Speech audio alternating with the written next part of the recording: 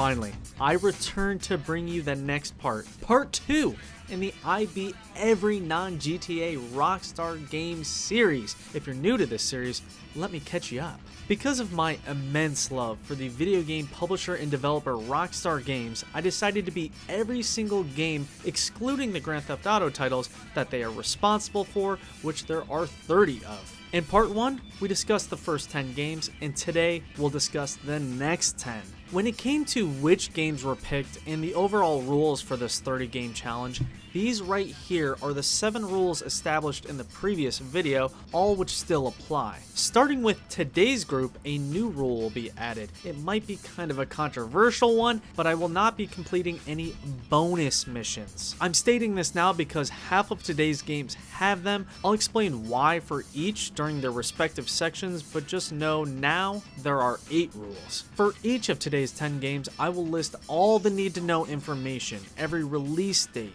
port, game mode, difficulty option, the mission count, the time it took to beat, and the studios involved. I'll discuss a little history and interesting info as well, but the focus will be on my journey of beating each one of these games start to end, including the fun parts, the troublesome sections, the connections to notice, and everything else you would encounter if completing the same challenge alongside with me.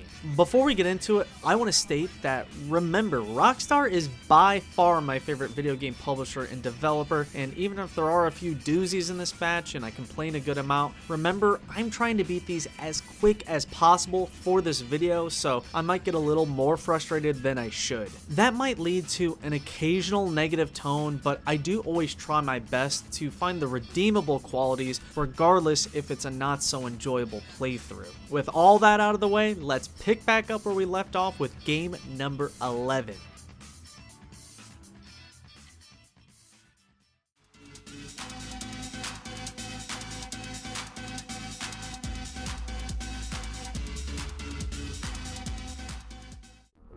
Phew.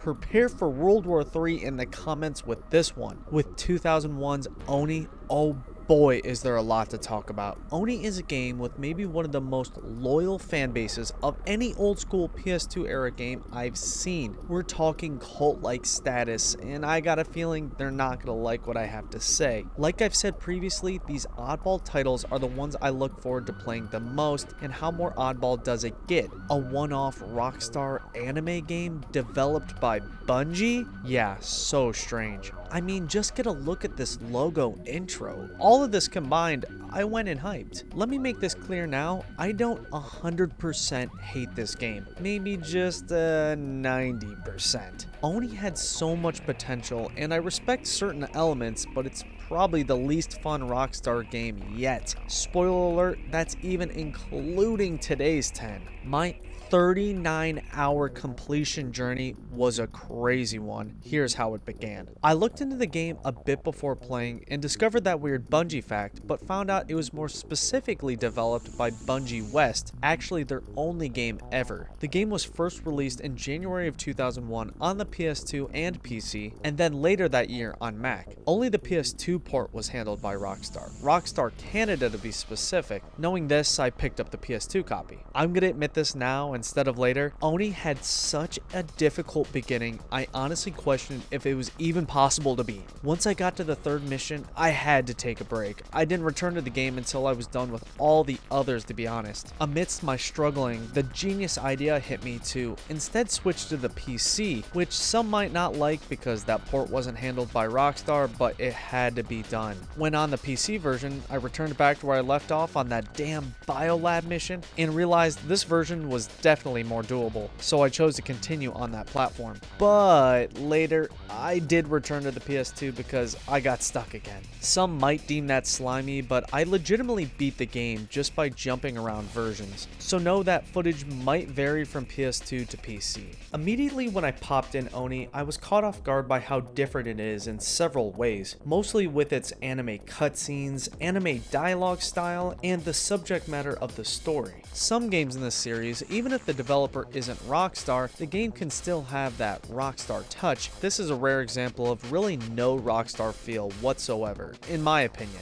In the context of this challenge, this is for sure an outlier. Oni only consists of one mode, being the story mode, which is 14 missions long and available in 3 difficulties, easy, normal, and hard, which I of course went with normal. For each of those 14 missions, you'll be going through a variety of locations, following constantly changing objectives, which mostly consist of opening doors and finding certain items. There are also several boss battles sprinkled in.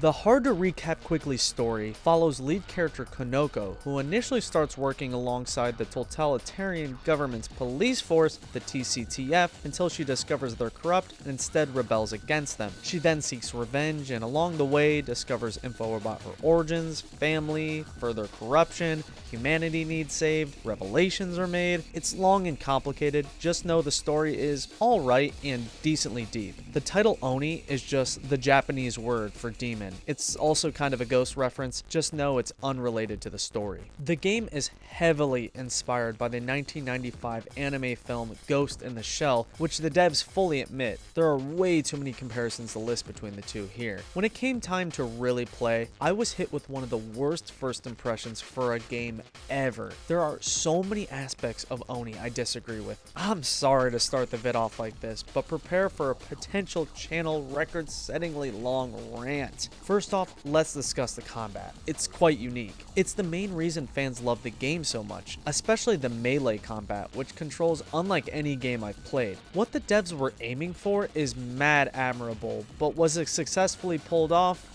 Don't think so. Throughout the game, you unlock a ton of moves to execute, but the combinations are so unnatural, you'll just end up using a handful of them. The idea is to have unique directional attacks no matter where you're facing, which is dope, but not that usable in execution. I really struggled with fighting in Oni. I never got good at it. It's designed to punish button smashers, which I'm typically not, but the combos are so damn hard to pull off and take way too much time, so it's really your only option. In order to force the player to focus more on melee combat, Oni only allows you to hold one gun, which not a huge fan of. You have access to 10 different weapons, which are admittedly pretty cool looking and fun to use. Them too, though, not the easiest to operate. Very clunky with weird hitboxes that will often result in you killing yourself, either from explosive damage or from them getting non-stop stolen and used against you.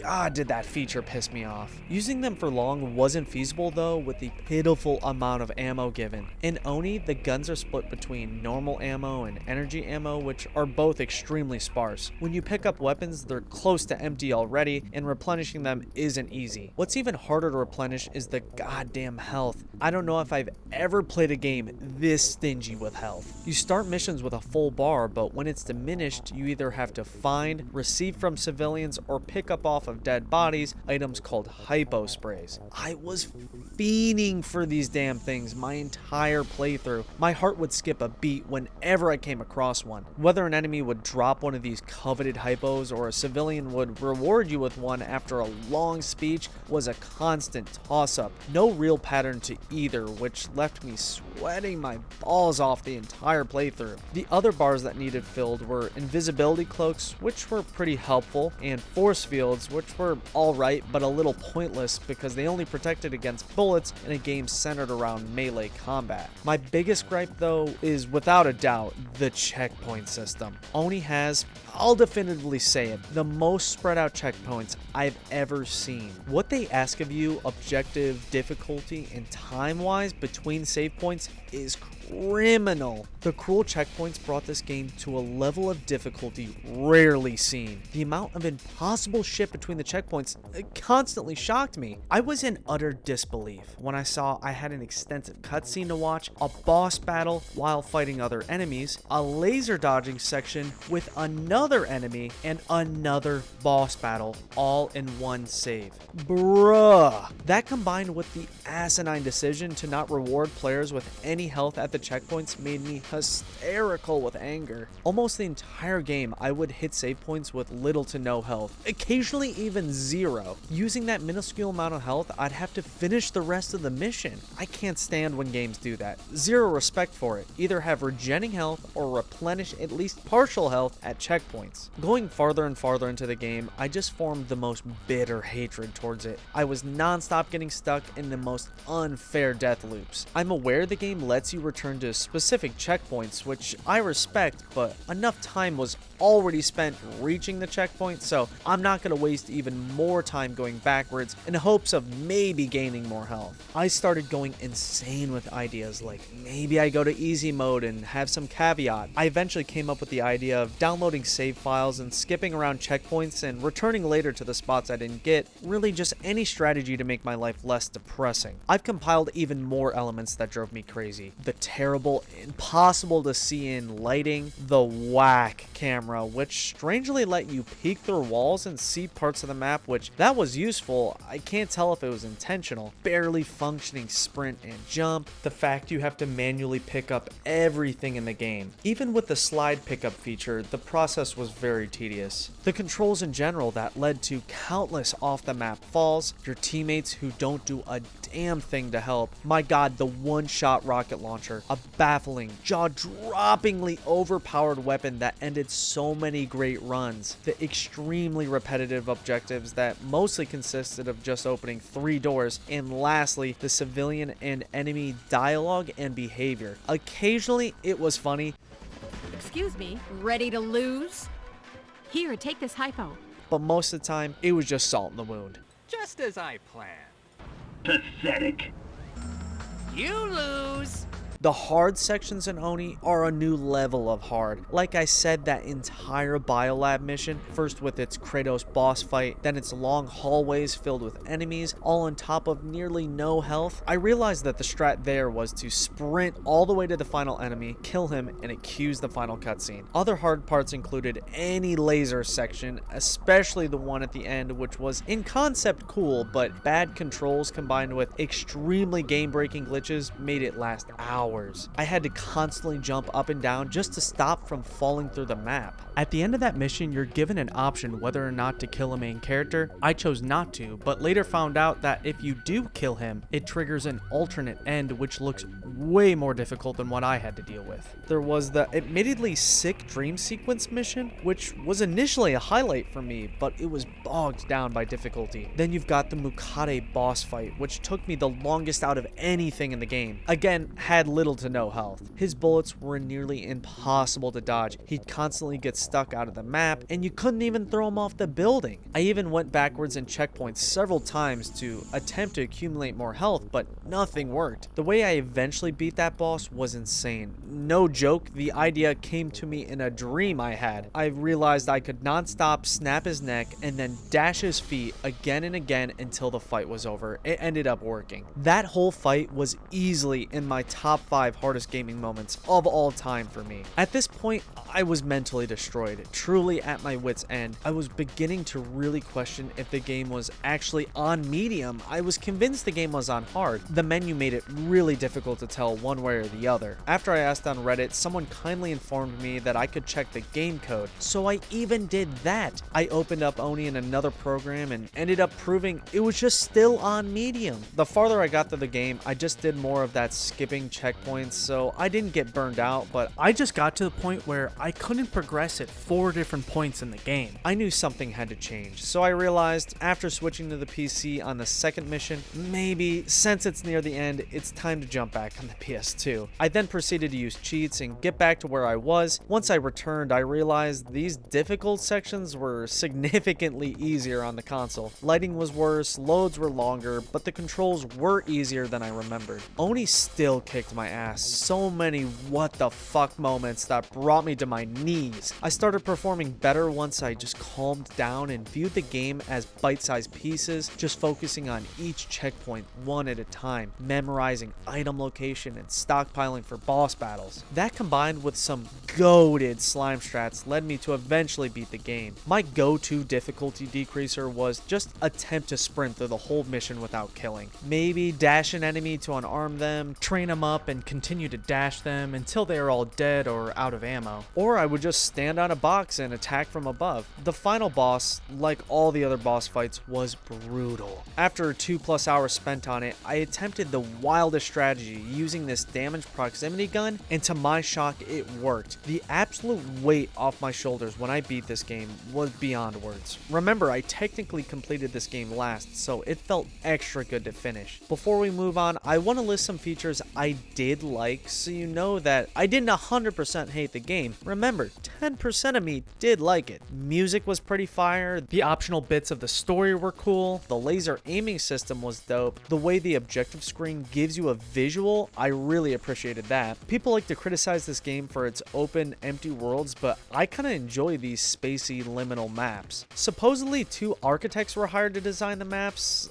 I don't know about that, but I enjoyed the sci-fi aesthetic. The puzzle sections I got a kick out of. I liked the unintentional ability to finesse enemies through walls. That came in useful quite often. And lastly, the fact that all the different enemies each had unique moves kept fighting somewhat fresh, even if the whole fighting mechanic was a pain. In conclusion, Oni is a game I understand why people love. It does a lot of things differently. The story is decent, but wow, do the cons outweigh the pros. The footage really does speak for itself with a lot of these clips. The fans even made an anniversary edition, there were comics made, a sequel was even in the works by Angel Studios. Progress was made on it, but it was being worked on in the middle of the switch to Rockstar San Diego, where the focus was on the upcoming title, Red Dead Revolver, so it was ultimately scrapped. Shout out to whatever dev pulled the plug on that one, because Oni 1 is straight up dog water. When it comes to Oni's difficulty rating, I bet you can guess 10 out of 10. I'm calling it now, hardest Rockstar game to exist. And we haven't even finished the series, but I know that statement will hold up. For the fun factor rating, I gotta say, sorry, but a 2 out of 10. When considering the bunk checkpoints, jank health system, whack combat, large amount of glitches, and massive amount of anti-fun features, I can't say much fun was had.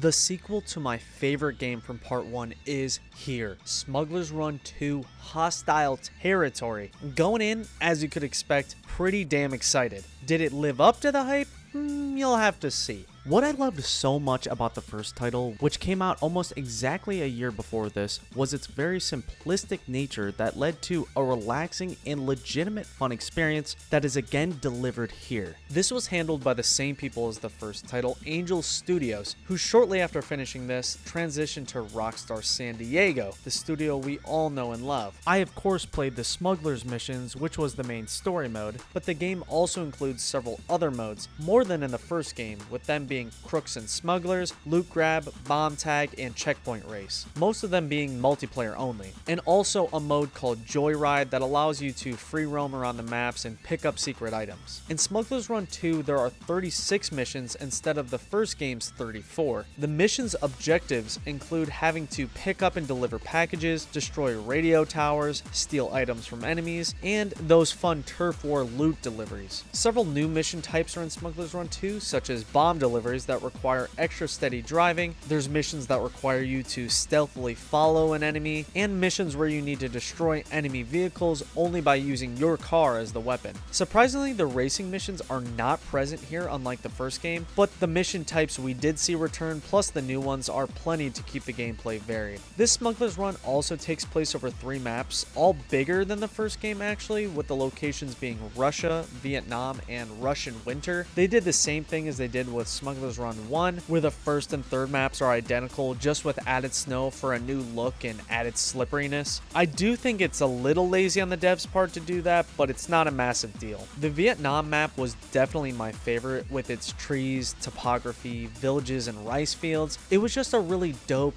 different map for Smugglers Run. Interestingly, the Russian map was actually originally Afghanistan, but after 9/11 they decided to change to an at the time less controversial country. The story and NPCs as well also had to be altered to further distance itself from any 9/11 connections. When it came to the different consoles Smugglers Run 2 was available on, besides the PS2, it was only also on the GameCube under the name Smugglers Run Warzones. Many think this is a different game, but I assure you they are nearly identical besides slight upgrades, the ability to play 4-player, and 2 new maps for the Joyride mode, those being Eastern Europe and a remake of Smugglers Run 1's North America. Also, I gotta mention that version of the game includes a unique vehicle, the Hover Sled. How sick is that? Now, technically, that is the most complete version of the game, which if I knew, I would have played that instead. Also, like I mentioned in the beginning of the video, some of today's games have bonus missions. There is one each on the 3 maps I'm familiar with, and one on the Warzone exclusive Eastern Europe map.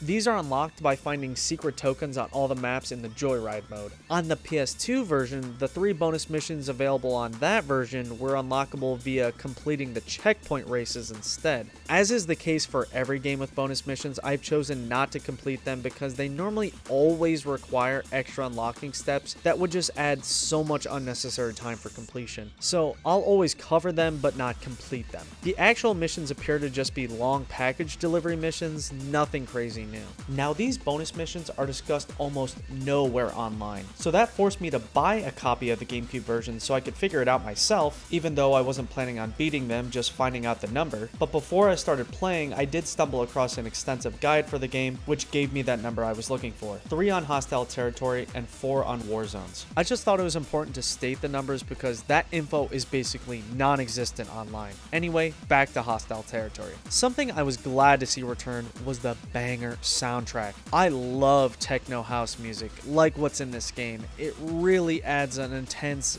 vibey element to the gameplay. When compared to the first game, Smugglers Run 2 isn't a complete reinvention of the wheel or anything, it's just more of what you like with some new added features as well. The new features include, first off, the addition of FMV live action cutscenes. Very bizarre to see them in a game like this, but I really got a kick out of them. They're B-movie quality and corny as hell, but they add some additional charm. Their inclusion does make the story a tad more deep and a little bit more interesting. A rough story recap is you work for a small smuggling company named Exotic Imports who smuggles all over the world and eventually gets caught up with weapon-grade plutonium. The CIA gets involved, there's a nuclear threat, and your boss is connected. It's a little lame, but mad respect for even including a story and cutscenes in a game like this. Other new features include the addition of a rear view mirror, more advanced AI, they're now more aggressive and will strategically wait for you at checkpoints, which was annoying but a logical thing to add. Several missions now have the packages dropped by parachute instead of them just being on the ground. I'm a fan of this feature. It causes you to reevaluate the best route to take depending on where the items drop. Also, some of the drops move now if you're not quick enough. Another annoying but welcome difficulty enhancer. There's new environmental threats such as mines, which can occasionally launch you to the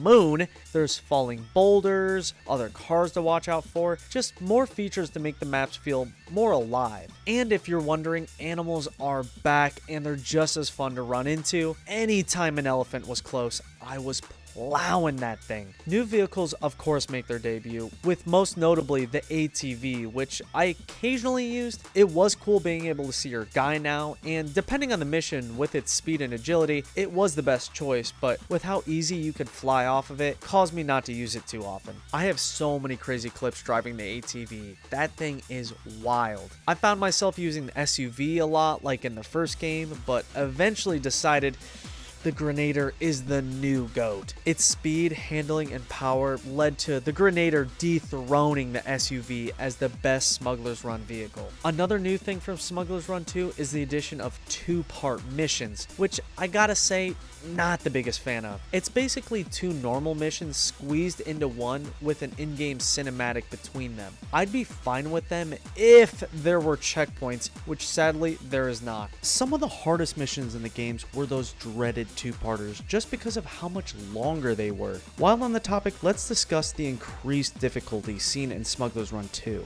There aren't difficulty options, it's just standard, but oh boy is the game a lot harder than the first. Notably hard missions include 9, 17, 18, 22, 30, 31, and 32. It's really after the 9th mission where our gargantuan leap in difficulty occurs. Most levels after that are a struggle. Then 25 and beyond is where it really cranks it up a notch. Man, the hardest were especially 22 and 30. My God, did those missions take the longest. I tried so many vehicles on each in hopes of making them easier, but nothing seemed to work. I even attempted manually driving, but that was a complete L. After 1 to 2+ hours spent on each later, I eventually powered through and passed. There are just several aspects of Smugglers Run 2 that make it quite a difficult game, including the new night vision missions, which are kind of cool but brutal to see during. They're almost comparable to the Monster Truck Madness 64 pitch black missions. Other missions in the game had different filters added to them as well to make everything look a little different. They were a pain in the ass, but manageable. Like I said, the AI here is insane. There's more cops, they're way harder to deal with, and they gang up on you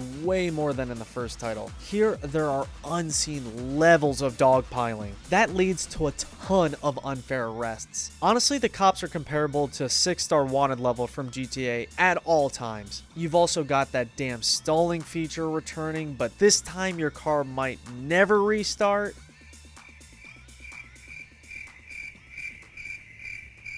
Here you have to really ram into vehicles to receive packages, and the time limits are super tight. Like flawless gameplay required kind of time limits. Without a doubt, the most frustrating feature of Smugglers Run 2 is where at the end of about 40% of the missions, you are required to lose the pursuers, meaning you have to get far enough away from the enemies to get them off your trail. It's essentially just getting them off your radar, but the game doesn't tell you that. Knowing what's required to ditch them is just non-stop trial and error with different routes and different tactics. Very frustrating is an understatement.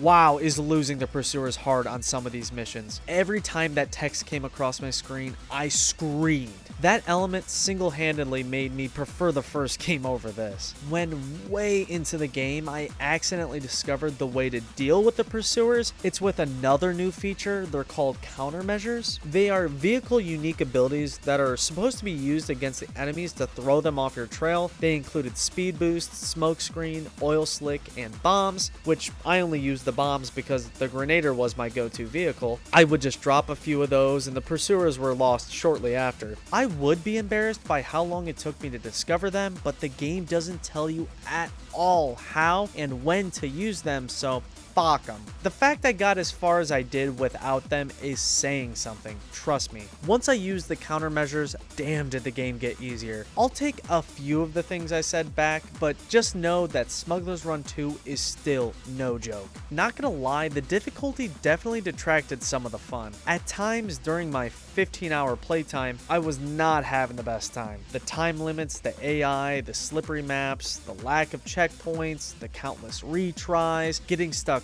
all the time, combined all together, really tested my patience. The farther I got through the game and the more I learned the maps and more I developed strategies, my opinion of the game did start to shoot back up a bit. I realized if the time limit isn't a concern, just take the craziest route possible and that should do the trick. Several weird strats were used throughout. It was really a wild ride start to finish. Despite my frustration, I do still really like the game. These Smugglers Run games are perfect mindless entertainment. This is one of the less popular Rockstar games. I get why, but I also think it's a bit of a hidden gem. I wouldn't say it has too much of that Rockstar feel really. Neither did the first game, but regardless, I'm still a fan. Originally, I didn't think this game had enough to warrant it being a sequel, but when you compile the added features, I think it was worth it. I'd love to see a modern Smugglers Run with today's physics, mechanics, and open worlds. Really some potential there. For Smugglers Run 2 Hostile Territories difficulty rating, I'm slapping a 7 out of 10. Quite hard, but a lot could be attributed to the late countermeasure discovery. For the fun factor rating, also a 7 out of 10. Smugglers Run games are always a good time. Nothing beats high-speed cop chases in the open desert, hitting ramps, stealing loot, and ramming elephants.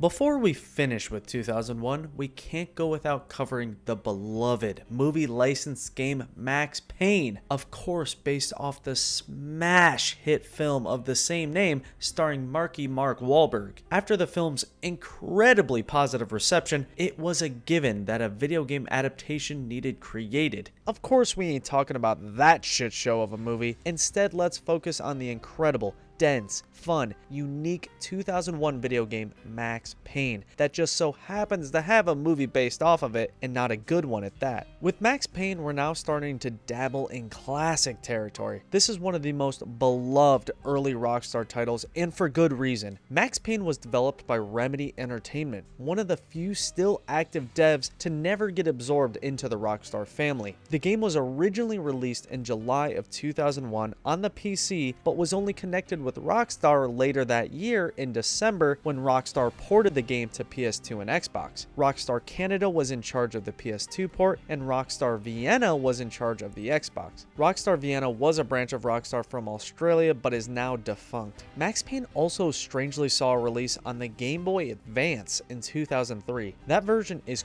quite different, with it using an isometric perspective, but surprisingly, it's more loyal to the console counterpart than you'd think. Rockstar Leeds was the Rockstar branch responsible for publishing that one. There are several other ways to play Max Payne, such as on Mac and even on iOS, which was released way later to tie in with the release of Max Payne 3. With all that said, I chose to play the PS2 version, which is notoriously the worst because of its laggy nature, but regardless, I had a really good time. Max Payne contains only one game mode, that being the single player story mode, which is 25 missions long. There is technically one bonus mission, but like I stated in the intro, and with Smugglers Run 2, not playing those. The mission just consists of a crazy final shootout completely in bullet time that, once completed, grants you access to a room filled with behind the scenes photos, including a picture of the dev team and a floating Remedy logo. The mission is only playable once you beat the game on all three difficulties, which include Standard, aka Fugitive, Hard Boiled, and Dead on Arrival, which are increasingly more difficult, so you can assume how much time would be needed just for that one mission, hence me skipping it. There's also one more difficulty called New York Minute, but that's just for speedrunning. Now for the missions I did play, the story within them is one of the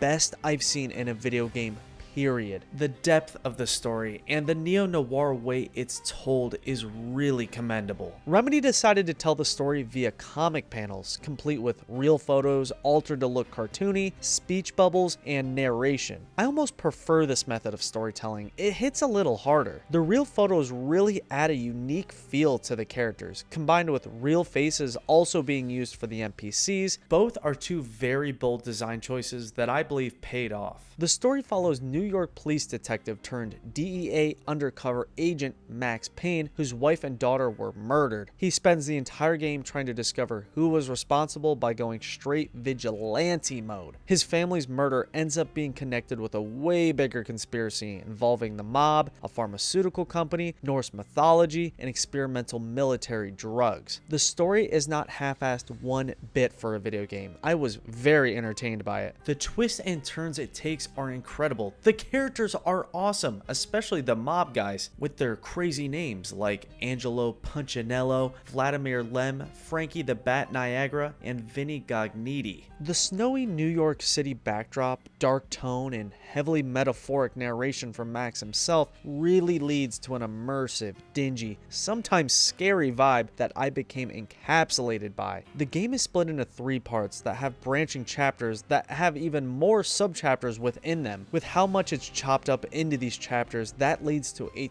ton of load screens, which were a bit of a pain, but not the end of the world. They did make the gameplay more consumable in bite-sized pieces, which was nice from a completionist perspective. When getting into the actual gameplay, it's awesome. Maybe one of the most fun Rockstar titles yet. I found myself legit enjoying playing instead of the chore-like feeling most other games give me. In terms of difficulty, it's not very hard at all. Parts for sure make you sweat a little, but in general, not too bad. Only took me 13 hours, which is nothing compared to others in this batch. How a typical mission works is you're given a location to reach or a person to kill, and along your way you mow down many enemies. That's really the emphasis here in Max Payne. It's killing killing as many people as possible, while also incorporating some puzzle sections and platforming portions. Throughout the game, you're given access to a large arsenal of weapons, which are all fun to use. I found myself using the shotgun by far the most, mostly because of its one-shot kill nature and incredible range. Using those guns will allow you to take advantage of the signature Max Payne bullet time mechanic, which is a blast to use. The bullet time feature allows you a limited time, indicated in the corner hourglass, of slow motion paired with the ability to jump in any direction. The slow-mo and jumping combined led to countless epic action movie moments that really bring the gameplay to the next level. For Max Payne's health system, you don't have regenning health, but instead have to find bottles of painkillers, most commonly found in medical cases, but occasionally found throughout the maps. The disbursement of painkillers is pretty fair for the most part. Occasionally you'll be needing some bad for a while, but for the most part the game hooks you up with the needed amount. There are just so many aspects of Max Payne that are done correctly. Let me list a few of my favorite qualities. Like I said, great story, fun bullet time, fair health system. You've also got plenty of ammo. That was never a concern. Controls are rock solid and a joy to use. The bullet hitbox requirements are very generous. You don't waste much ammo because of it. I can keep going. I mean, the death animations are sick. Max's narration is perfect because if you're lost, not knowing what to do, his narration will guide you to the objective. You've got the sniper bullet animation, which was dope. The music is chilling, really a banger soundtrack. You've got surprisingly detailed environments. Most items you see in the world are able to be interacted with, which adds an additional level of immersion. There's some really cinematic moments, there's some really funny moments. Even the damn pause feature is cool looking with it circling around Max mid-action. Another aspect of the storytelling that is very unique and well done is how there are TVs all over the place announcing news of what's currently going on with Max versus the police and mob. Watching these optional bits of story allows you and Max to learn what's going on, and if you don't care that much, you don't have to watch them. It's just so smartly done. I know I'm sounding like a broken record here, but despite being developed by another company, I can't help but pick up on that Rockstar feel we all know and love. This comes from the controls, the humor, the characters, and writing. There's just a really cozy feeling these PS2 Rockstar games give off. It's hard to describe, but Max Payne definitely has it. This game really emphasizes fun. You can pick it up, learn how to play quickly, and there's very little BS. Once you get a feel for it, you start pumping cheeks at an insane level. The gameplay is crazy hectic at times. You're never standing still, always on your toes. It's really a good time. It's right at that perfect level of difficulty for maximum video game enjoyment. I have so few complaints. If I had to list what I did run into, that was negative. Like I said earlier, on the PS2, it's frame central. There were several times when the audio cut out for decent portions. Having to watch the cutscenes before certain checkpoints without being able to skip was annoying. Playing the missions with inadequate amounts of painkiller was really a pain, and the game did freeze a bit, but that could be attributed to my dud disc. When I got to the mission pissing Punchinello off, the game refused to work, even with cheats, forcing me to buy a new disc. Definitely wasn't happy about that because the crash happened at the worst possible save point, but it's how it goes with these old games sometimes. And if I was really nitpicking, the voice acting of some of these side characters, little shoddy, but you're gonna get that with a huge roster of characters in a dialogue heavy story like this. Like mentioned earlier, Max Payne has some hard ass parts. A lot of the difficulty can be attributed to either clunky platforming, unfair enemy placement, or the hard to see grenades that are constantly tossed at you. Even though for the most part this is a pretty easy game, parts definitely had me raging, not gonna lie. The sections of the game I really enjoyed were the trippy, psychedelic, puzzly portions. There's a section where you have to traverse through seemingly infinite hallways, and a part where you have to trial and error jump across a bloody trail, Roblox style. Wow, was that part in particular difficult. Add to that the super creepy baby crying the entire time, followed by a scream anytime you died. Jesus.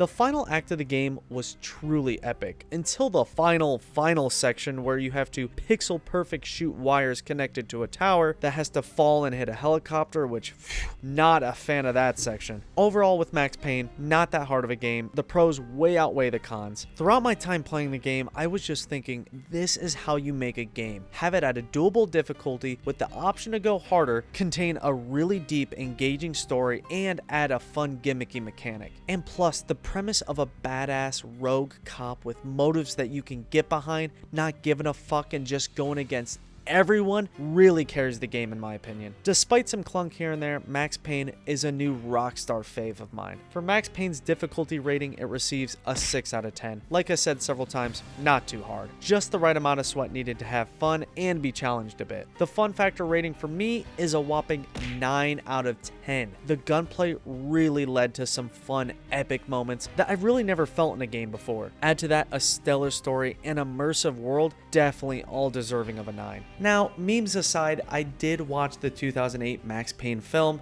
and my only takeaway is, don't remember this happening in the game.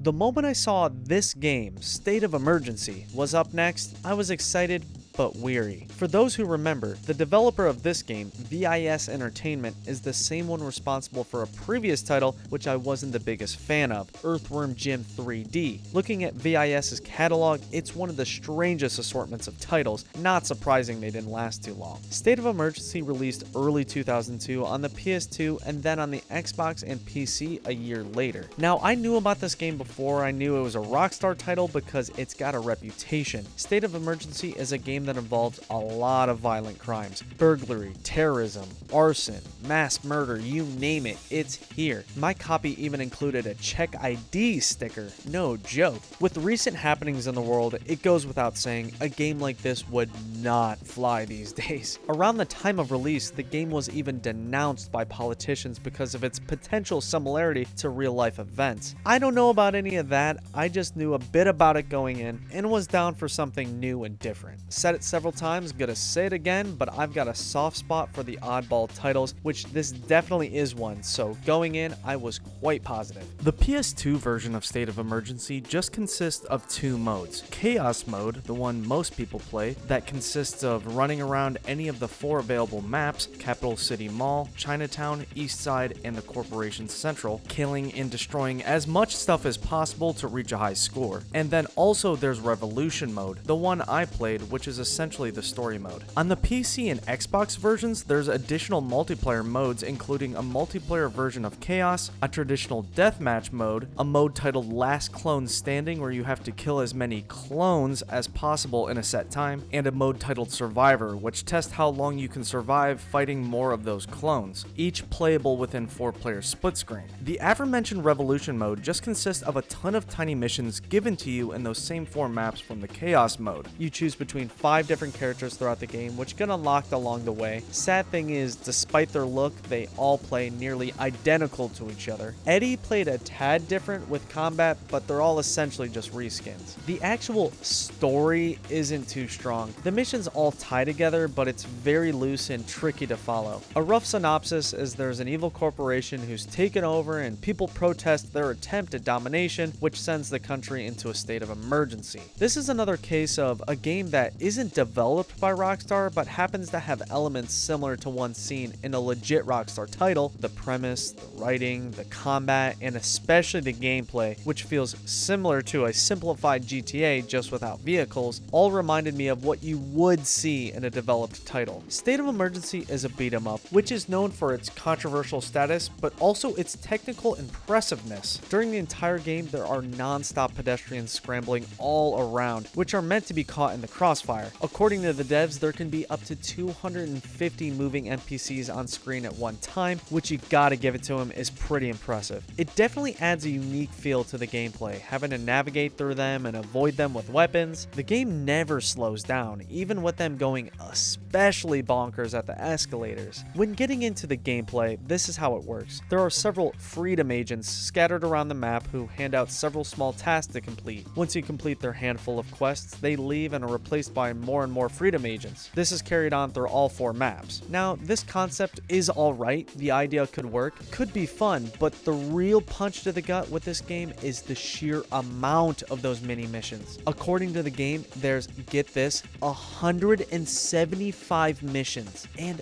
boy does it feel like it. I'm saying it right now, grindiest, most repetitive game I've ever come across, period. According to the game, there are 6 mission types, ones where you need to kill, steal, escort, protect, rescue, and destroy. The rescue, escort, and protect missions were basically all different names for the same thing, so call it 3 mission varieties for 175 missions, which that ain't enough. The missions consist of either fetch quests, ensuring NPCs' safety, blowing up buildings, or fighting ridiculous amounts of enemies. We're talking Arkham fighting on steroids. The combat here is button smash central. Throughout the game, you'll have access to several weapons, but I'd say about 85% of the time, because of little to no ammo, you'll just be using the police baton. Surprisingly, you won't be dying a bunch because the game does give you a pretty beefy health bar and a respectable amount of medkits. If you do die, it's not a huge deal because the game does save after every mission and you can save whenever you want, which is an appreciated feature. The time required and difficulty varies per mission. Some take maybe 15 seconds. Others I got stuck on and could take over an hour. So I probably went back and forth accepting and passing and failing missions probably 300 plus times easy. The sheer amount of repetition here is baffling. You'll be blown away by how much the game doesn't care about the player's enjoyment and it's just rinse and repeat the same thing all 4 maps. The story barely progresses, the missions rarely spice it up, the gameplay is just a slog. A mindless, frustrating slog. You keep track of your progress throughout the game by pulling up a percentage completion number for each map. Boy, does that thing crawl though. Finishing the map feels like an entire game's worth of work. It took me a whopping 22 hours to finish this godforsaken game, and they weren't enjoyable hours either. I'm sorry, but it's that time again. Rant time. For State of Emergency, I can easily say not a fan at all, really. Like past games, I've compiled some gripes, starting with the camera. Can VIS Entertainment get a damn camera right? It's clunky as hell here. It really makes the game more difficult. You've got the misleading arrow that constantly led to failed missions, the flamethrower that if hit with cues a goddamn cutscene, the brain-dead choice to allow friendly fire, which led to several unnecessary fails, also a lot of game bugs with the janky AI and mission glitches, especially in the 4th map, ran into quite a few of those. Throughout playing, you'll find yourself restarting the game countless times because of 2 reasons. Either the sprint feature will refuse to work, or the AI is out of control and won't leave you alone. A save and load normally fix those common issues. Man,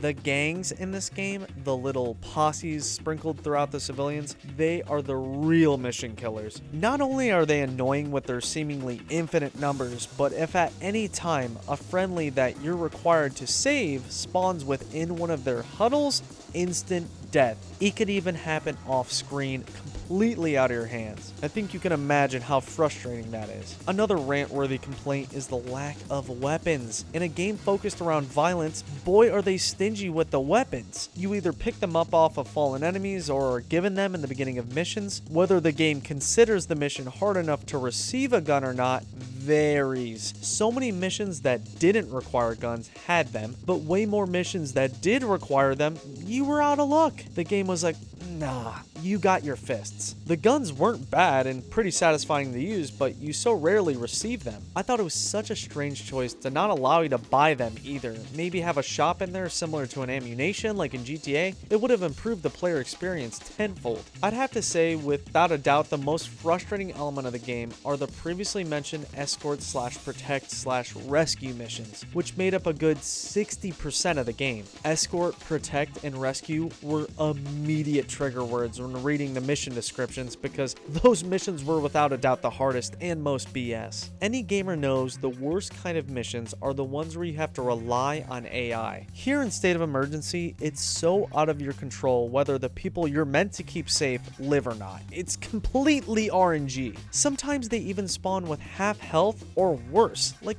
what's the reasoning behind that? I absolutely 100% despised those type of missions. I was raging up a storm on most of them. Some of the protect missions included making sure no enemies entered certain buildings, which, man, those were brutal. The footage speaks for itself on some of these clips. The other mission types such as kill, steal, and destroy, typically not that bad. Nice breathers, but they were few and far between. I was in the trenches with State of Emergency. So many hair-tear moments, especially ones involving that MFer Gibson. Whether it was when I had to defend the candy store, or defend the flower store, or follow and kill Bishop, keep 3 guys alive no matter what, or just any mission on the Chinatown map, I honestly was at an emotional rock bottom. About halfway through the game, I attempted to pull what I did with Oni and do a little platform switch in hopes of an easier to control game, but after I gave that a few hours of install attempts and accidentally replaced a file in my System32 folder, I deemed it a lost cause and returned to the PS2. Some really insane moments happened through my long playthrough, so many crazy close calls and lucky moments. Even though my time spent with the game wasn't a fun one, it was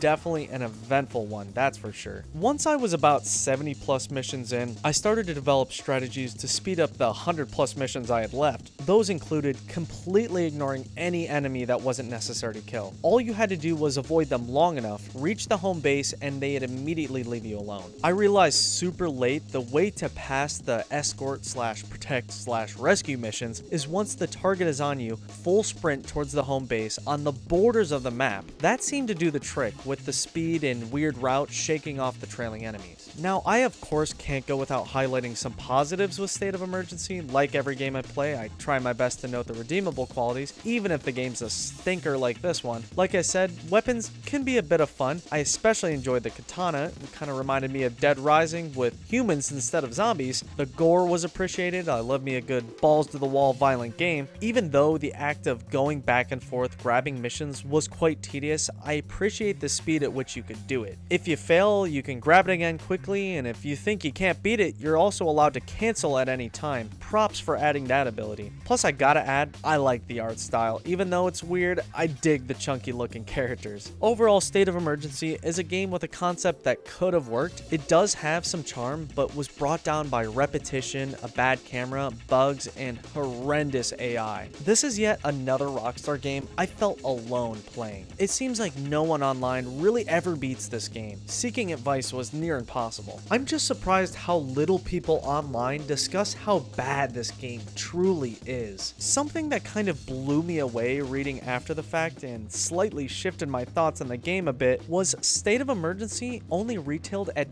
$20. That combined with a very obvious arcade vibe and the developers claiming that they were aiming for a pick up and play mindless fun kind of game, a lot of my complaints can be attributed to that. This kind of game isn't meant for the completionist, but instead for some quick fun. Regardless, 175 missions? Really? I was gonna make a joke like, hope this game never receives a sequel, but to my complete shock, yes, there is a State of Emergency too. Very few people like it, and it isn't connected with Rockstar whatsoever, so phew. Dodged a bullet there. For State of Emergency difficulty rating, I'm giving it an 8 out of 10. I would go higher because of those AI reliant missions, but there are a lot of easy missions as well. For the fun factor, it gets a 3 out of 10. Like I said, maybe the grindiest game of all time, at least a major contender in that category. Rockstar was wise to dip out of this series after game number 1. This was truly an ass experience.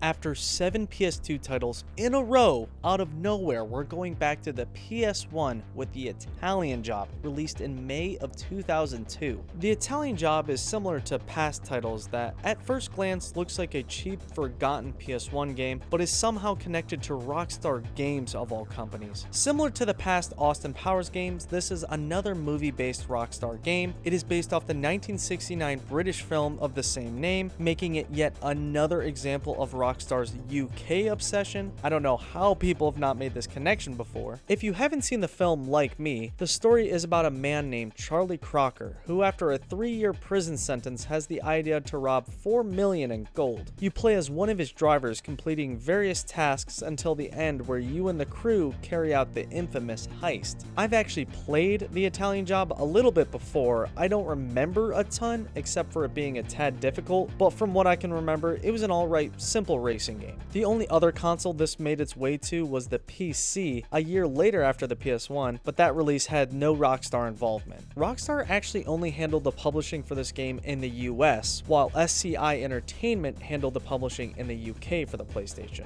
This is without a doubt one of the least known oddball Rockstar titles, which naturally intrigued me. To add to this game's obscure nature, it was developed by one of the least known developers I've ever come across, Pixel Logic. When looking them up, there's little to no information about them at all online. After using the Wayback Machine, I believe they are only responsible for developing 4 games, including The Italian Job. It's just very rare to see a developer as unknown as Pixel Logic work with a company like Rockstar. The only decent resource I found for info on this game was an extensive article which included a lot of interesting facts, such as the game's narrator being simply an impersonation of my boy Michael Caine, and the fact that the in-game pedestrians are simply pushed away from vehicles instead of being able to be ran over in order to avoid a higher rating than teen. Now, like I said, I have not seen the aforementioned film. The story is said to loosely follow the plot, but many claim that it doesn't do the best job at that, except for the end, which is said to be pretty faithful. Maybe if I saw the movie, I would get more from the story, but as is, it's nothing crazy. All the various missions to me don't seem to connect all that cohesively, but I find that's the case for most movie-based games. The mission total here is 16, so not too long of a game. Actually, it only took me 5 hours to beat. The missions take place mostly in Paris and Turin, but also a bit in the Alps. The Italian Job is available in 2 difficulties, easy and the one I chose, normal. The game not only has a story mode, but several other modes such as checkpoint, destructor, free ride, and a party mode that is just each game mode, but you're allowed to play with 6 other players. The gameplay in The Italian Job consists of quick tasks given to you by the narrator before each mission in a projector room. The instructions given were never too difficult to follow, all pretty straightforward, which I appreciated. I like a nice laid-back completion from time to time. That's not to say there weren't hard moments, we'll get into that, but for the most part, not a very hard game. The various mission objectives are very comparable to those seen in the Smugglers Run games. Drive from point A to B, deliver a bomb, follow a subject, destroy a vehicle, etc., all while avoiding the police, which is pretty standard for a Rockstar title up to this point. The way cops catch you in this game is very unique. Instead of stalling your car and busting you, you instead have to avoid them taking down your entire license plate number, which is indicated in the corner of the screen. I really respect that weird mechanic. The Italian Job has a similar issue to in Smugglers Run 2, with not knowing how to lose those damn trailing police. I was getting mad flashbacks to the frustration I had with that game with the same issue.